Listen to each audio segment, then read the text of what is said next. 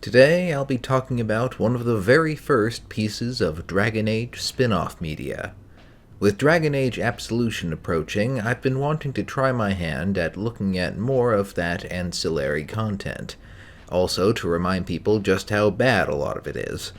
The 3 review videos I have planned for the immediate future are all some of the most infamous spin-offs among fans, so that we can all remember that whether Absolution is good or bad, it could probably be worse.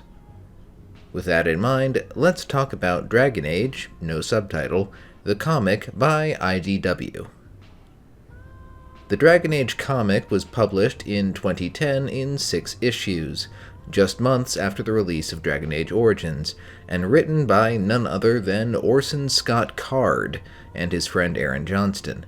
Yes, the Orson Scott Card most well known for creating the Ender's Game books. That is honestly kind of baffling. I have no idea what set of circumstances led him to be writing this comic, and I haven't been able to find anything out online.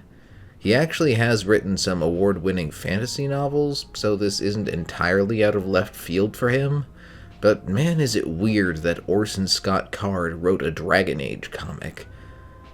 Yes, I am aware that some people in this fandom probably have some strong views on Orson Scott Card, but I will not be discussing him any further, rather focusing on the work itself.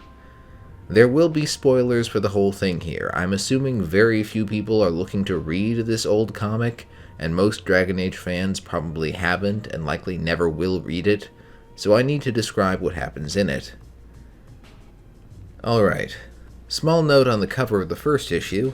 There is a decent rendition of Kinloch Hold, the Circle Tower of Ferelden, in the background.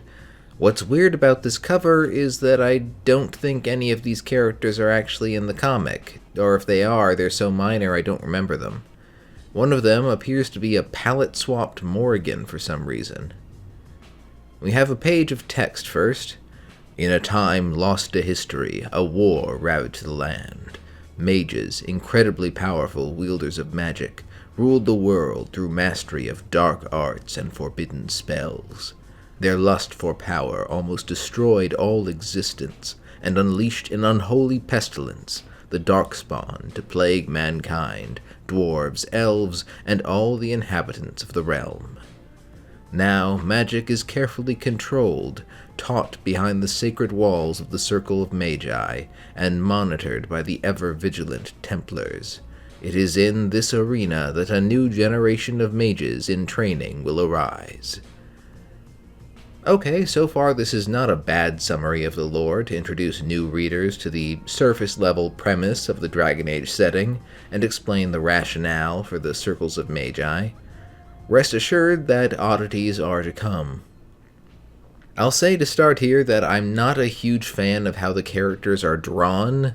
The art style tends to sort of distort the characters' faces a lot, so they either have very tiny mouths or huge mouths, or otherwise very odd expressions.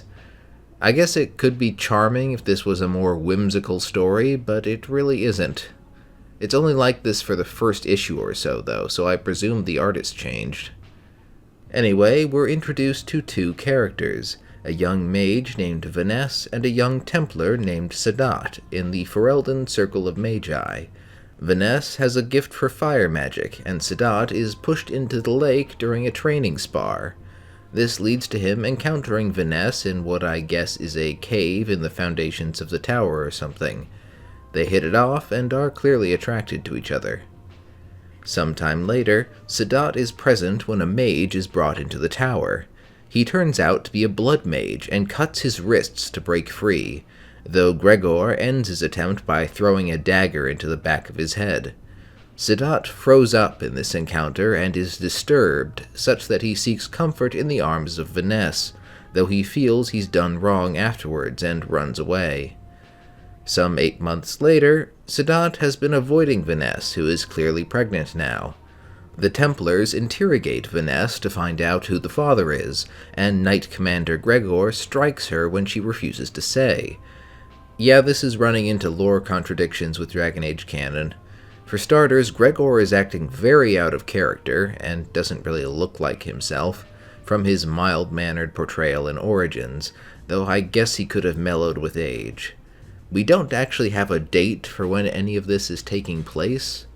Also, from what Wynne tells us in Origins, trysts between mages and the result are not exactly uncommon or taboo in the Circle of Magi, though mages are expected to give up their children to the Chantry.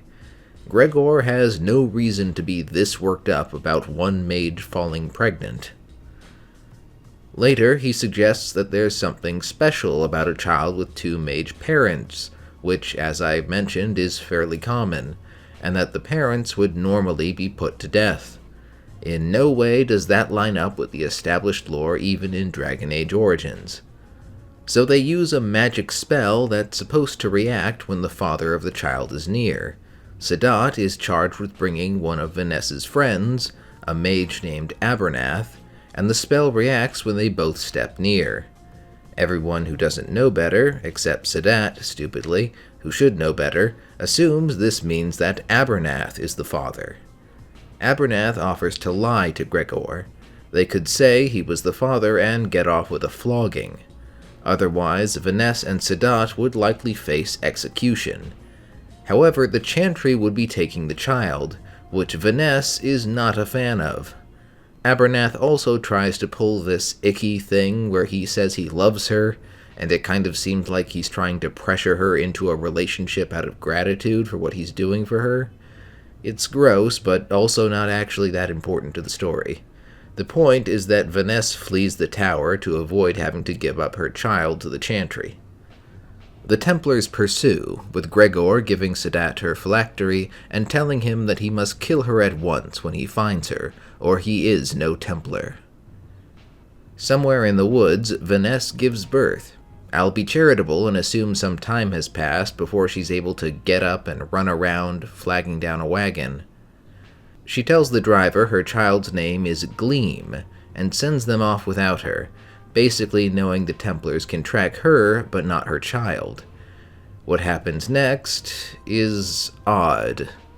Back in the Circle Tower, a Hurlock infiltrates and kills several Templars before confronting Gregor. The Hurlock is being controlled remotely by a blood mage, who introduces himself as the Man of Light. He is about to kill Gregor, but some Templars and a mage barge in to save him.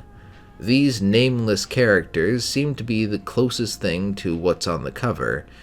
Now, I don't think the lore strictly says that Darkspawn can't be controlled like this, but it is very unusual. The Hurlock drags one of the Templars with them off the roof and dies. Back in the woods, Sadat tracks down Vanessa and kills her. Apparently, he believes she loved Abernath after seeing them hug months ago, and she claims to have killed the child in order to spite him and protect Gleam. Back in the tower, Sadat swears off relationships and dedicates himself solely to the Order. Henceforth, he will be known only as Duty. Moving into issue 2, the cover shows a mage wreathed in flame. As we'll find out soon, this is Vanessa and Sadat's daughter, Gleam. She's been raised by a blacksmith's family and uses her magic to enhance her trade. Now, if she were just using magic to help forge a high-quality sword, that would be one thing. I'm reminded of the game Tyranny, where there's a group of forge mages that basically use their magic to just work with greater heat than any normal smith would be capable of.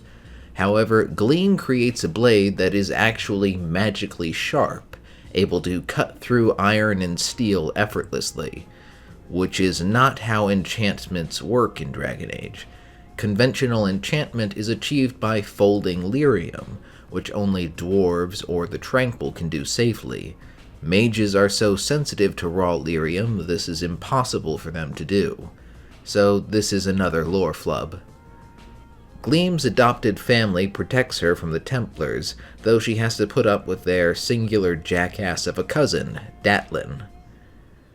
One night, after a near miss with some Templars, Gleam dreams herself into the Fade, where she meets a spirit calling itself Venom, which identifies itself as her mother, Vanessa, who has stayed around to watch over Gleam. Okay, this isn't entirely outside the realm of possibility in the lore. We have many instances of spirits mimicking real people after they die. It's also a bit of a fuzzy point in the lore whether a person, especially if their body dies while their minds are in the Fade, can become a spirit. With that being said, Vanessa was not in the Fade when she was killed, and this is not generally how spirits or ghosts work in Dragon Age, so I will only tentatively let this one go. After Vanessa, or Venom, fends off a rage demon, Gleam awakens, and later she is charged to take Datlin and the youngest son of the family, Agmo, to trade with the dwarves. This is presumably Orzammar, and while the front gate is different, I can't say the portrayal of what I assume to be Dust Town is too far off. They trade quilts and food the dwarves would find hard to come by in exchange for, quote, dwarven ore. Dwarves don't have a special ore in Dragon Age unless you count lyrium, so presumably they are just trading for high-quality iron or something. In response to a slight against their human craftsmanship, Datlin brags that Gleam can make a sword that can cut through steel, which the dwarves are keenly interested in. Believe me, this is not the most irritatingly stupid thing Datlin does in this comic. Meanwhile, the dwarf from earlier tasks a one-armed dwarf named Minderel with kidnapping Gleam. That's a very elven-sounding name for a dwarf. They vaguely reference wanting to use her as a smith for their organization, which isn't stated outright but is presumably the Carta. Tragedy strikes, surprisingly not from Templars or the dwarves, but from bandits that happen upon the blacksmith and his family. Gleam, Agmo, and Datlin arrive in the aftermath to find that their entire family has been killed. Issue 3's cover has Gleam, that dwarf it looks like, and Agmo, I presume, facing off with armed silhouettes. The bandits, I guess. Gleam and the others bury their family, and I'm not inclined to be too upset about the lore here, as in Drastians they should burn their dead, but since this is a bunch of kids just trying their best and not knowing what they're doing. The trio then argues about what to do next. Gleam is all for following the attacker's tracks and going on a revenge tear. Agmo and Datlin talk her down, though, pointing out it's a pretty terrible idea for 3 kids to try and hunt down an armed band of they don't even know what, even if Gleam is a mage. It could have been Darkspawn for all they know. Instead, they decide to head for Datlin's family in Gwaren, cutting cross-country to avoid being easy prey on roads. Unbeknownst to them, Minderel has caught up to them and is shadowing their group. A few days into their journey, Minderel lures the kids to him by catching their mule, which he claims wandered off in the night. He provokes Gleam into showing her magic by kicking Datlin and grabbing Agmo, confirming she is what they suspect. Minderel offers safe harbor for Gleam with his organization, if she can prove that she really can make magic swords, but Agmo and Datlin wouldn't be included in this deal, so she refuses, leaving him behind. Sometime later, they come across a fair, which Datlin insists on visiting because he's tired of roughing it in the woods and eating rabbits. Very quickly, Datlin gets conned into betting all of the dwarven ore they still have with them on a fistfight that he almost instantly loses. So after losing most of their valuables, he also whines for Gleam to heal his broken nose in public, which he tries to do subtly, but not subtly enough because someone in the crowd notices. They make it out of the town, but a message is sent to the Circle Tower to report them. In the intervening years, Sadat, now called Duty, has gained a reputation as the most brutal Templar in the tower, known for killing the apostates he sent after instead of taking them in, a fact Abernath uses to mock him, and basically bait him into showing a bit of restraint this time. Back with Gleam, they encounter a self-admitted blood mage called Fallstick and his, quote, blood band. He invites them for dinner and explains that his blood band gives their blood voluntarily, and he uses his power to protect them. Though blood magic is supposed to get its power at least partially from the act of taking the blood, not just the blood, I'm not sure what keeping it in a bubbling cauldron and pouring it over oneself is supposed to accomplish. Falstick admits to being a follower of the old gods, a revelation that doesn't really go anywhere just yet because Gleam recognizes the kettle they are using as something her father the blacksmith made and had been taken from their home. Assuming Falstick's group killed their family, Gleam attacks him. I interrupt this assault to bring you the cover of issue 4, which is a hooded Duty standing over a woman that is dressed like Gleam, but blonde. I think that must be a coloring error. Anyway, Falstick is able to suppress Gleam's magic and explain that they bought the kettle from a merchant, who probably bought it from someone else. They didn't steal it, and they didn't kill Gleam's family. He also says he used the same trick the Templars do to suppress magic, which, no, Templar powers are very much not a thing that mages can do in Dragon Age. Gleam has trouble swallowing this, and doesn't want to stick around with these cultists anyway, so they decide to leave. Falstick tries to talk her out of it, but lets them go, even gives them cloaks. He also mentioned that he works for that mysterious Man of Light, and says that Gleam could do much good in his service. Yes, this is the same person that sent the Hurlocks to attack Gregor years earlier. Elsewhere, Duty and the Templars have already caught up to the fairground. There is a sense here that, despite his reputation, Duty is not exactly proud or necessarily happy about the things he's done. At least he isn't laughing about the mages he's killed like his compatriots. Gleam and the others reach a town called Barrington, where Datlin decides on his own to bet their mule on a fist fight, inviting challengers to fight Agmo. He explains, after he announces this to the town square, that he plans for Gleam to heal Agmo during the fight so he always wins.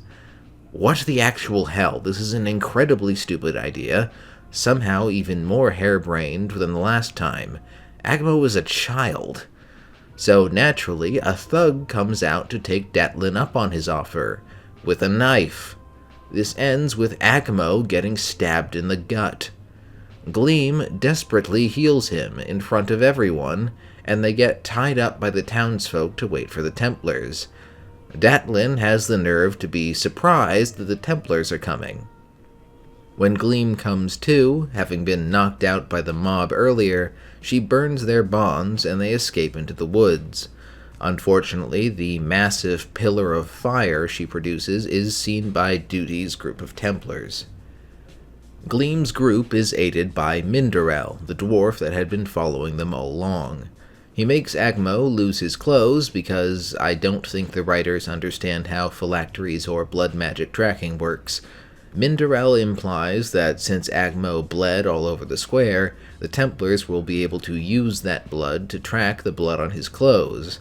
The Templars can use specifically prepared phylacteries to track mages whose blood it contains. They even got this right earlier in the comic. They can't do it with just any blood they find, they'd need a mage for that. Even then, getting rid of Agmo's bloody clothes wouldn't help except to maybe create a false trail for a bit, since it would home in on him anyway. This entire exercise is pointless, however, because Minderel hides and Duty's Templars catch up to them, suppressing Gleam's magic. They run, or rather Gleam and Agmo run, while Datlin picks up a sword dropped by one of the Templars. He actually manages to knock one down and is about to finish them off when Duty runs him through. Gleam pleads with Duty to let him use her power to heal Datlin, but he refuses and lets him die. How's that for a father-daughter reunion? This is terrible for Gleam, but I would be lying if I said I wasn't a little relieved that Datlin wouldn't be part of this story any longer.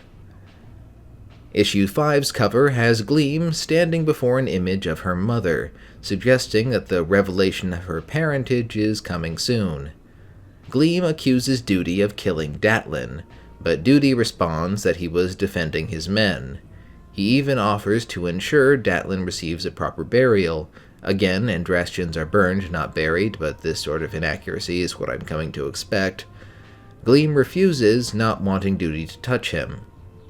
She also says she would rather die than go with them to the Circle Tower, to which Duty responds that, yes, that is the alternative. I'm not sure if it's intentional, but there is a grim, deadpan humor to the way Duty responds sometimes that I rather enjoy. After Gleam and Agmo bury Datlin, Duty brings them dinner and offers to send word to their parents to inform them of their safety. Upon learning that Gleam was adopted, he starts probing her about her real parents. I'm guessing he can't have failed to notice a certain resemblance, and he's starting to suspect the truth on some level. She is really not in the mood, however. As Gleam sleeps that night, Vanessa, or Venom, whatever you want to call her, calls upon Gleam in her dreams. She starts to reveal that Duty is Sadat and Gleam's father, but gets cut off at the critical word. Mindarel has snuck into the camp to help Gleam and Agmo escape.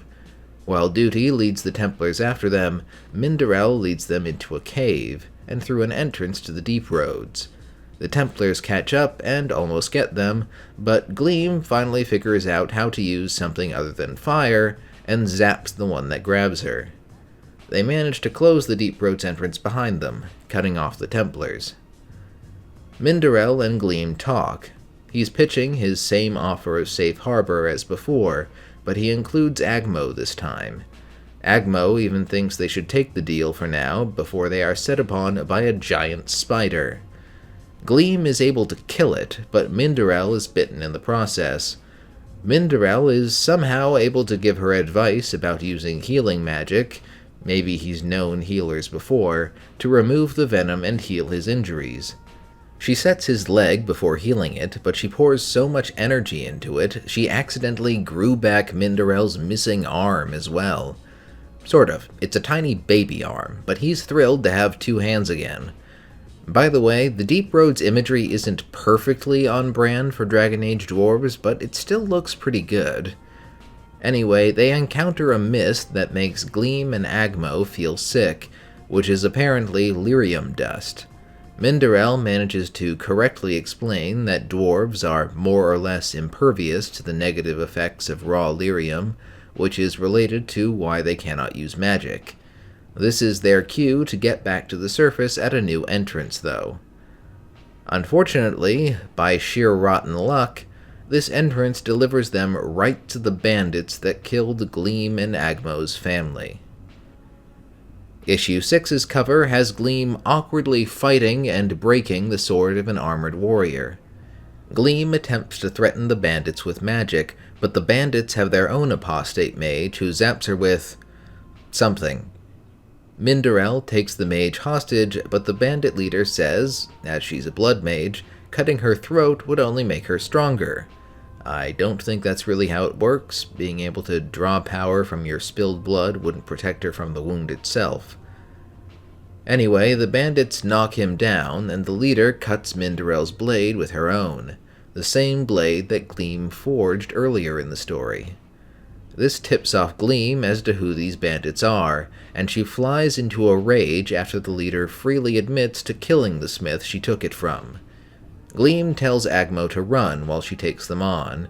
That isn't really enough, though, as the bandits are tough, and it turns out that she, too, is a mage, able to neutralize Gleam's fire. The bandit says she won't kill Gleam, but instead give her to the Man of Light, who she expects to reward her handsomely. The other mage notices that her powers are being suppressed because Agmo is back with the Templars. They must have been almost there already because Agmo wasn't gone for more than a minute. The rest of the Templars take on the bandits, while Duty goes after their leader, who has retreated into the trees with Gleam. He's able to knock her unconscious and breaks his magic-suppressing crystal so that Gleam can heal herself. Wait, what? This might be the most egregious lore fail in the whole comic, and makes me think the writers only knew the lore by rough description, Like someone told them the Templars use lyrium, a magical mineral, to suppress magic, but didn't mention that Templars consume lyrium to gain those powers? Anyway, the Templars string up the bandits in nooses, and Agmo gets to be the one to send the horses running and perform the execution. Thus, his and Gleam's family is avenged. Duty's companion, Marcus, is all for declaring Gleam an apostate and executing her for assaulting Templars and escaping, but Duty is unwilling to kill her, and Minderel volunteers that he assaulted the Templars and took Gleam. Duty decides to take the lot of them, Gleam, Agmo, and Minderel, to the tower and let the Knight Commander decide what to do with them. And the next page takes us right there. Gregor decides to hold the dwarf under house arrest, serving in the tower, and give Agmo work in the kitchens. As he says Gleam might be an asset, for what, I have no idea, he wants her to train. Duty volunteers to see to it that she cooperates. Later in the Fade, Vanessa brings both Duty and Gleam to see her. She reveals to Gleam that Sadat, Duty, is her father, which he reveals that he figured out the moment he saw her. Gleam does not take this well, refusing to acknowledge him. Sadat begs Vanessa to kill him in shame, only for her to upbraid him, calling himself Duty while failing to do his duty for the mother of his child and his daughter. So he swears that Gleam will be his duty from now on. The next day, Sadat approaches her by the lake, saying that he would let her go, but the Man of Light is looking for her and seeks to use her. He swears that even if she despises him, he will wear out his life to give her a future. As he walks away, Gleam says she believes him and calls him father. Who is the Man of Light? What are his plans for Gleam? Will Sadat find redemption? Can Gleam have any kind of positive relationship with her father?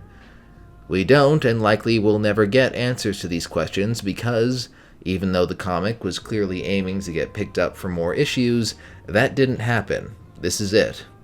None of these characters have ever appeared or been referenced in any subsequent Dragon Age product, except Gregor. Okay, please tell me what you think of this comic and the contents. As for me... Okay, am I crazy, or was that really not that bad?